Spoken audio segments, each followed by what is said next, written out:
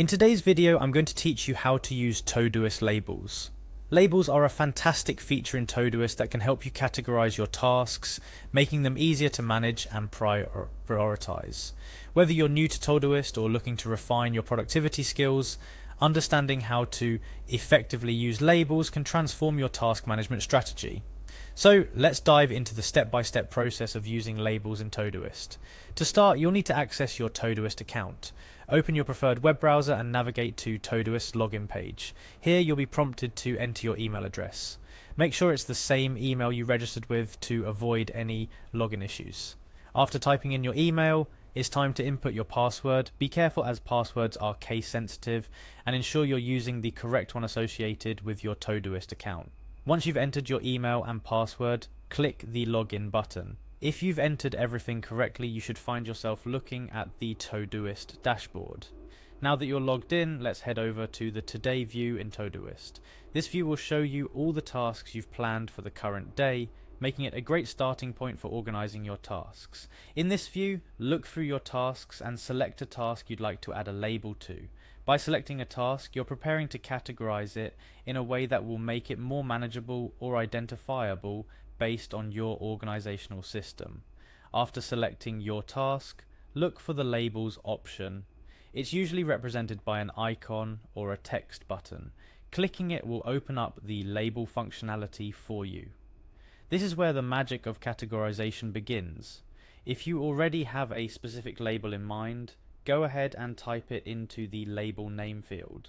Labels can be anything from urgent, emails, calls, to more personalized tags based on your projects or work areas.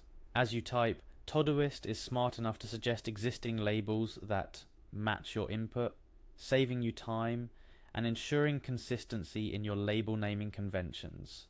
Alternatively, if you're not sure what label to use, or if you want to see what labels you've already created, you can browse through the list of existing labels. To do this, instead of typing a label name, simply click on the label field without typing. Todoist will display a drop-down menu with all your labels. Look through them and choose a label that best fits the task you're categorizing. This can be particularly useful if you're working within a predefined labeling system or following specific organizational guidelines. Once you've found the label that fits your task, click on it to select it. You can choose multiple labels for a single task if needed. This flexibility allows for multi-dimensional categorization, meaning a task can be urgent, involve calls, and still be part of a specific project all at once. With the chosen label, or labels now assigned to your task, you have successfully organized your task within your Todoist system. But remember, the power of labels doesn't stop with a single use. As you continue to use Todoist, think of labels as dynamic tools for project management, daily planning, and productivity boosting. They can be customized, edited, and reassigned as your work evolves. Finally, consider reviewing your labels periodically. As projects conclude or priorities shift, certain labels may become irrelevant or too cluttered. A regular review can keep your Todoist workspace clean, ensuring only relevant and useful labels are in play. And that wraps up our tutorial on how to use labels in Todoist. Labels are just the beginning of organizing your tasks, but with the steps we've covered today, you should feel confident in leveraging this powerful feature to streamline your workflow and boost your productivity.